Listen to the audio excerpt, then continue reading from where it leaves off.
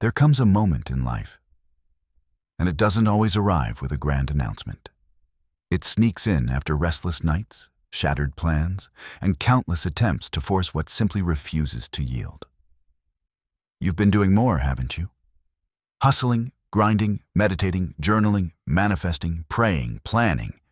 Yet, despite your relentless effort, nothing moves. You look up at the vast sky, whispering to the universe, "Why isn't it working?" The echo of silence feels like betrayal. You've given so much. You've pushed yourself beyond exhaustion. Still, the doors won't open. But here's the truth, one that's both harsh and liberating. You've been trying to bend reality with a clenched fist. And the universe? It doesn't answer fists. It answers surrender. I once said, what you resist not only persists, but grows in size.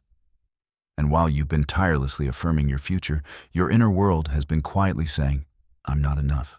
I don't have it. I'm scared. You see, the world doesn't listen to your words. It listens to your energy. That's why your efforts don't bear fruit. Not because you're lazy or incapable, but because your spirit is trapped in survival mode, desperately trying to control what was never yours to command. You don't attract what you want. You attract what you are. And when your entire being is built on chasing, fixing, and proving, your life becomes a mirror of the emptiness you are trying so desperately to escape. So let me pose a radical thought. What if your most powerful move right now is to stop? Stop grasping, stop pushing, stop proving, not from fear, but from faith, not from weakness, but from wisdom. Because when the doing stops, the becoming begins. When the noise dies down, the unconscious awakens. And when you finally let go of interference, your psyche starts to heal, your shadow begins to integrate, and reality aligns, organically, without force. This is not the end of your effort. It is the beginning of your surrender. Not giving up, but giving in to something deeper, something timeless. Let go, and watch what happens. Chapter 1. Stop chasing, you're blocking yourself. We've been sold a lie, that success comes from chasing, that happiness is a byproduct of relentless pursuit, that if you just run faster, push harder, and keep grinding, eventually your desires will fall into your hands. But I never taught you to chase dreams.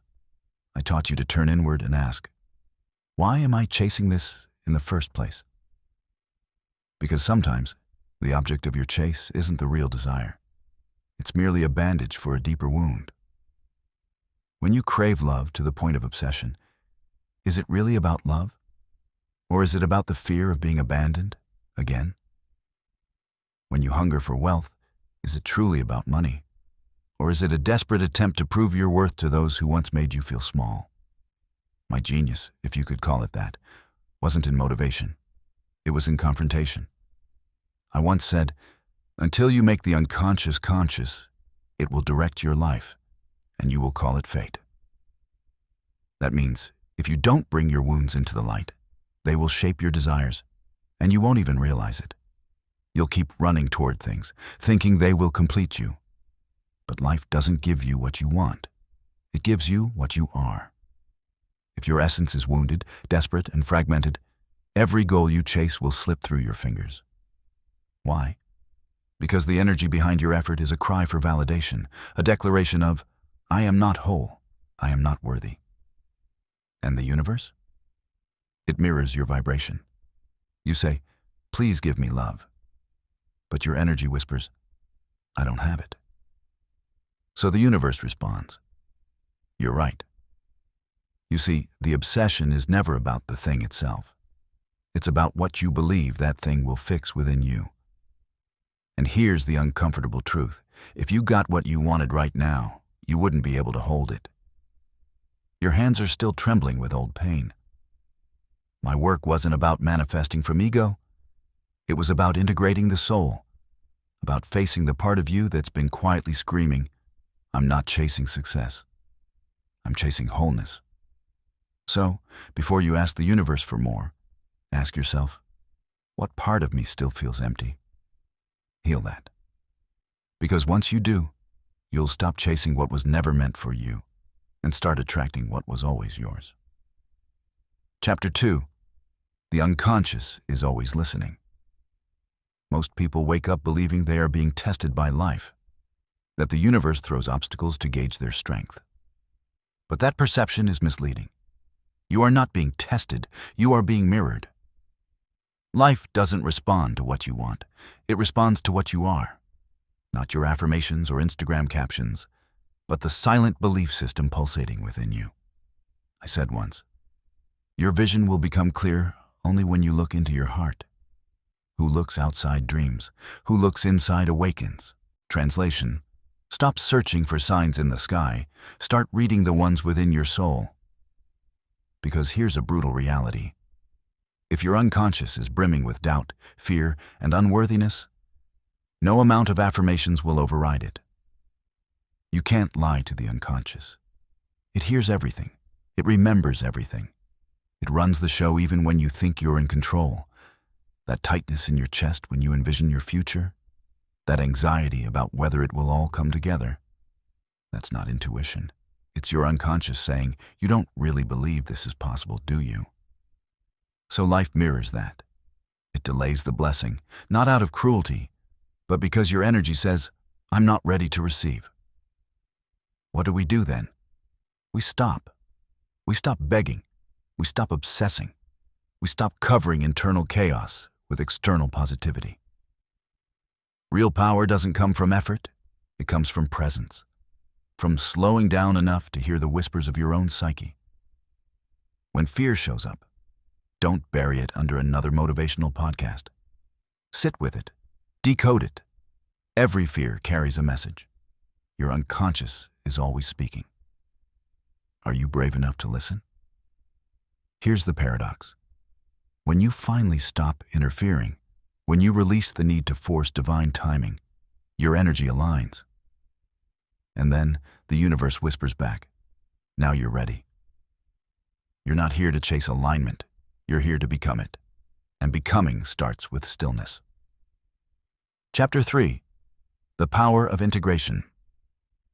When people hear the word integration, they often think of merging good qualities or acquiring new skills. But real integration, as I taught, is about embracing the fragmented parts of your psyche, the wounds, the shadows, the aspects of yourself you've disowned and buried. One of my most profound realizations was that what you deny in yourself doesn't disappear. It festers. It leaks into your life, disguised as fate or bad luck. It sabotages relationships and goals, whispering through your thoughts that you're not worthy, that happiness is for others, not you. This is why I said, one does not become enlightened by imagining figures of light, but by making the darkness conscious. It's not about plastering positivity over pain. It's about looking directly at what hurts, what haunts, and what you've been running from. Ask yourself, what stories do I keep repeating in my life? Patterns don't lie. They reveal where healing is still needed. If you find yourself stuck in cycles, be it in love, career, or self-worth, it's not because you're unlucky. It's because a wounded part of you is still running the show. Don't rush this process. Sit with your shadows. Speak to them as if they are old friends. Ask them, what do you need from me? When you start to honor the parts you've exiled, you'll realize they aren't here to destroy you.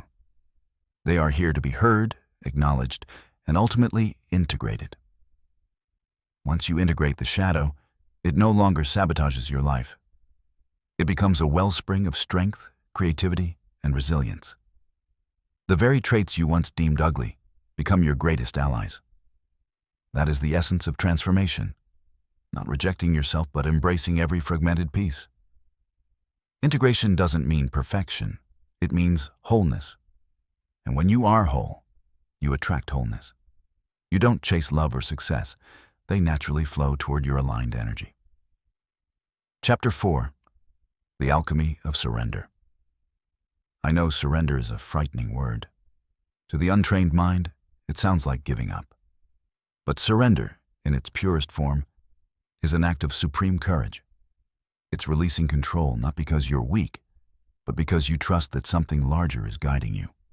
Imagine carrying a heavy stone. You've been lugging it around for years, convinced it's your burden to bear. You've adjusted your posture, strained your muscles, and convinced yourself that enduring the weight is a virtue. But what if surrender means simply putting the stone down? Not because you've failed, but because you've realized it never belonged to you in the first place. Surrender is not passive resignation. It's active faith. It's standing at the crossroads of effort and acceptance, and choosing to release what no longer serves you. It's the profound understanding that life isn't something to be conquered, but to be aligned with.